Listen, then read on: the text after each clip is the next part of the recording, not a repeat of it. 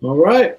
Well, hello and welcome to Pause for Pedagogy. This is a conversation with Lindsay Hastings on developing generativity through leadership education, mentoring as pedagogical tool.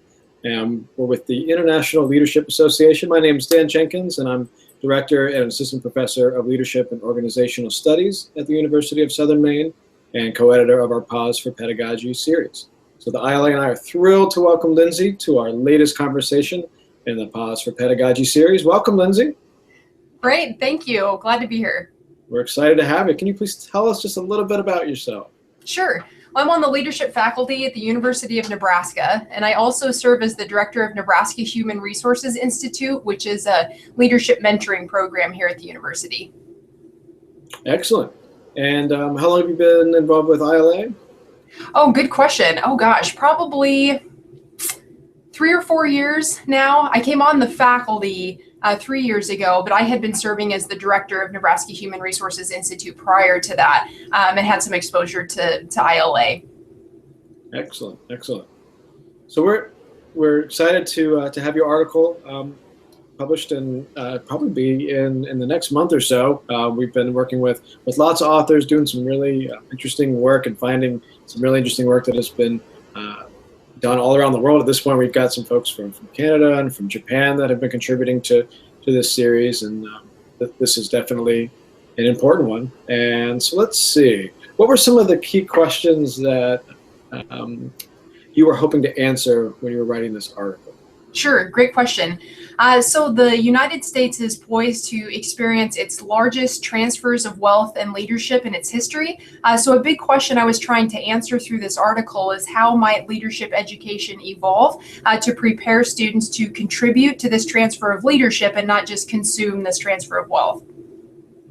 Okay, so when you think about generativity in that context, was that a term that you kind of took from the LID model, leadership identity development model, or did you look a little bit? Did you look beyond that? I mean, what was some of the I'd say the influence or the motivation for using that in your scholarship? Yeah, great question. So I actually had a chance to connect with a scholar out of Stanford a number of years ago who did quite a bit of work with Dan McAdams and Ed de Saint-Aubin, who were some of the seminal authors in generativity. And when I shared with him a little bit about what we do in our leadership mentoring program, he said, "Hey, have you ever looked into generativity?" And I'm saying, genera what? It sounded like a made-up word. But then I got into Erik Erikson's work and saw his stages of psychosocial development, which is where the term generativity came from, and also realized that there wasn't much work being done in the intersection between generativity and leadership. Susan Comavez and her colleagues being some of the only ones to take a look at the intersection between generativity and leadership. And for those of your viewers who are unaware, Susan Comavez and her colleagues looked at leadership identity among college students, and the results of their research revealed that students enter what they called stage 5 of their leadership identity development model when they start to express generativity in their leadership identity. They start to express care and concern for establishing and guiding the next generation. Mm-hmm. Right. Yeah, I know. Teaching that in class, it's always, did you, certainly to traditional undergrads, the metaphor or the example we use is when you came into your position, did you get a binder? Yeah. Was there some tangible something that you were provided? And obviously, you hope for more than that, whether it's a mentorship or some of these other things. But how do you build for that next group coming in? What does the Boy Scouts always say? Leave the campsite better than you found it, and so. Mm-hmm. So it's that whole notion of legacy building. And what's interesting about generativity out of Erik Erikson's work, Erikson saw generativity as being a midlife construct. And in fact, decades of research after Erikson's work documented that people tend to peak in their ability to be generative when they're middle-aged. College students are not regarded as being highly generative.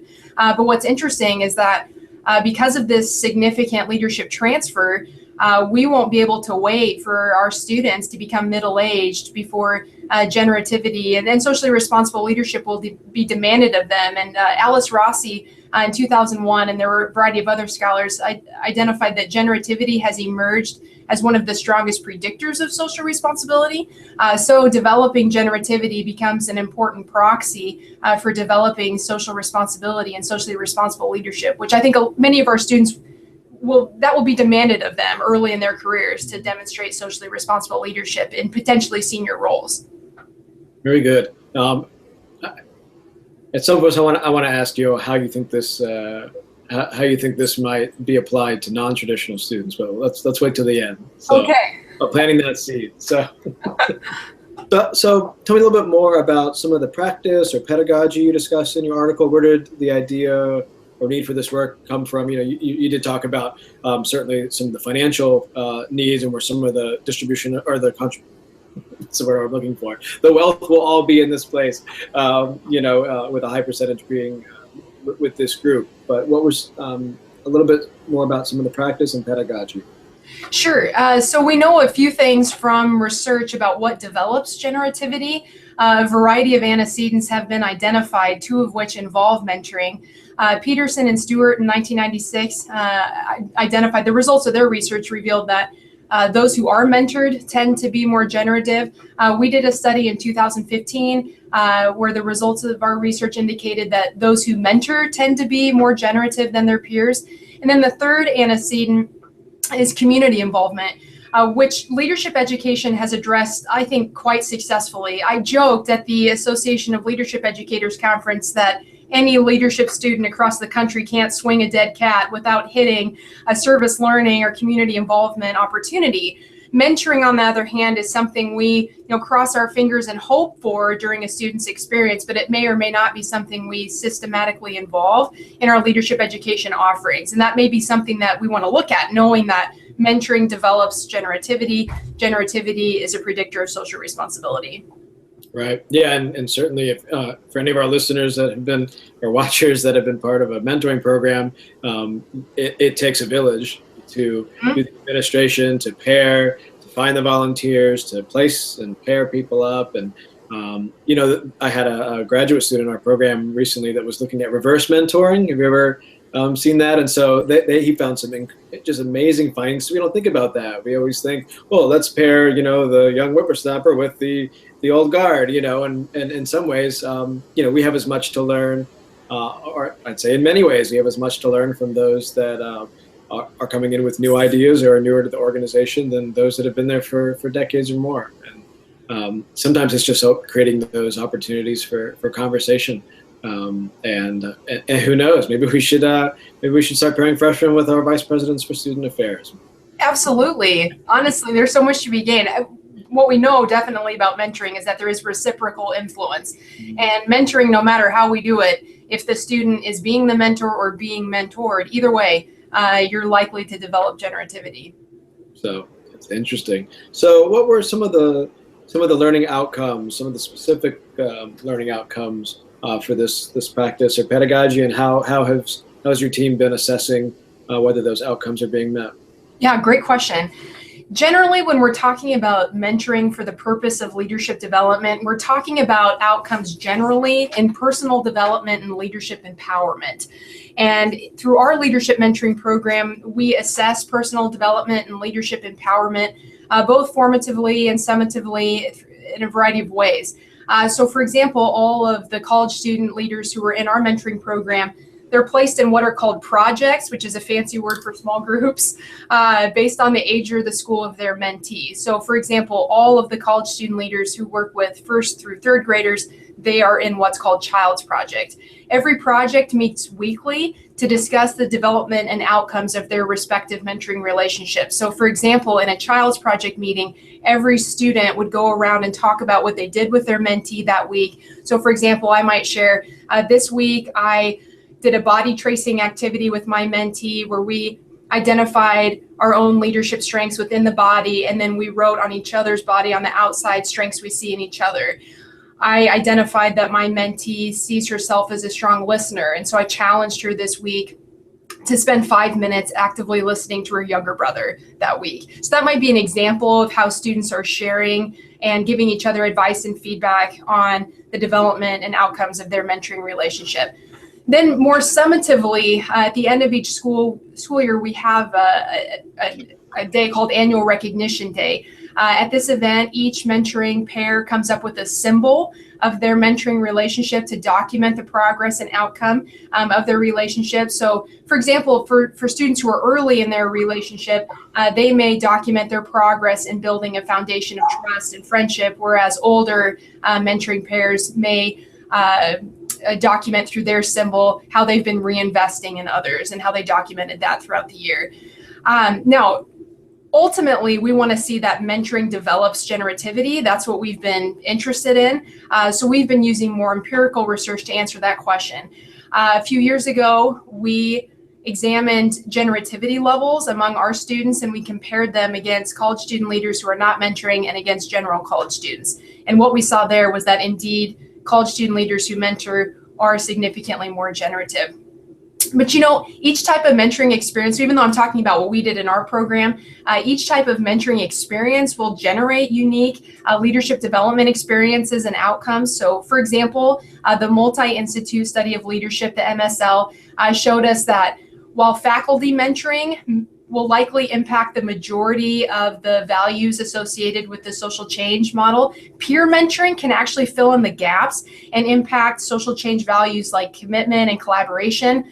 What we know from Susan Comavez and her colleagues' work in 2009, peer mentoring actually increases in significance as a student moves through their college experience. So peer mentoring may mean less to a freshman than it does to a junior. A junior may see more value in a peer mentoring experience.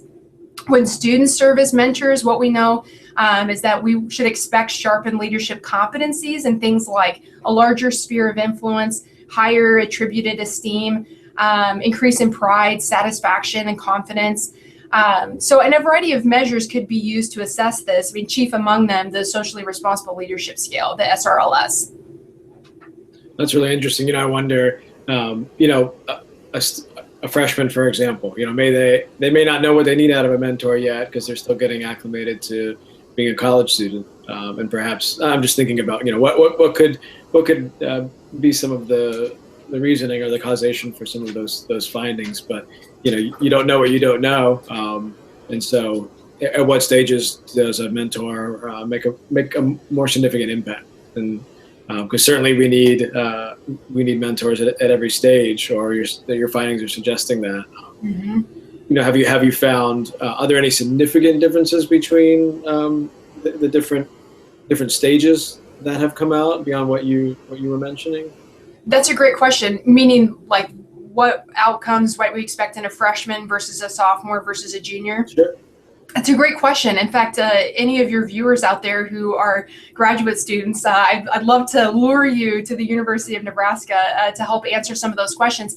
In fact, that's part of what we're looking for moving forward. We want to see how generativity, for example, develops at each stage. So we want to know when a student enters a mentoring experience, what's their generativity level as compared to their third year as a mentor? What sort of changes are we seeing there? And I think it could warrant even larger investigation around how is a student impacted by faculty mentoring differently or peer mentoring differently throughout a student's experience. So any graduate student out there, love to work with you. No, that's really interesting, and to focus on that specific indicator or area of the social responsible leadership scale, because it's one of the few assessments we have out there to look specifically at that attribute. So very interesting. So what do you see next? I mean, what's the future research and the writing around this area? What are you going to work on next as you think about this research? Yeah, great question. Right now, we're examining the relationship between generativity and motivation to lead. So we're trying to more fully answer the question of mentoring's role in leadership empowerment. As I mentioned, we're looking at the development of generativity. So we want to know how mentoring develops a person's generativity over time. So what we know right now is that college student leaders who mentor tend to be more generative, but is that always going to be the case? As in, does a student come in with a sort of seed of generativity already planted? Or does the mentoring experience actually develop it even farther? So we're looking to compare upperclassmen versus underclassmen in that regard. Sure. And so that seed I planted about 10 minutes ago. So how do you see this affecting non-traditional students? I mean, I think about the student body at the university that I teach at is we're just over 50% transfer non-traditional students, and so we have a significant. In fact, in our leadership uh, and organizational studies programs specifically, about 80% of our students are non-traditional.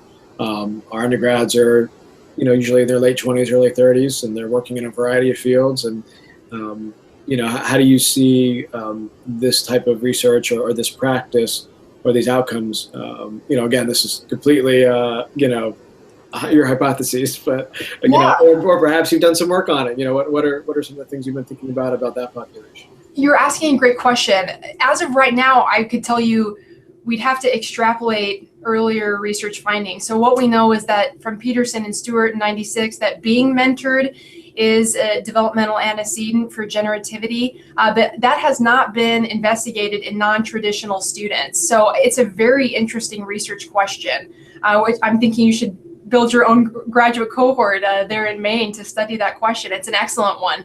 Additionally, Cindy Kane and I are going to be doing a new direction series on the role of mentoring, coaching, and advising in leadership development. And part of what we're asking also is what about online students? What is the role of mentoring, coaching, and advising in online environments? Because as college student populations are going to continue to move more online, how do we make sure that the benefits derived from mentoring aren't lost just because students are functioning in an online space? Right. Yeah, we have plenty of.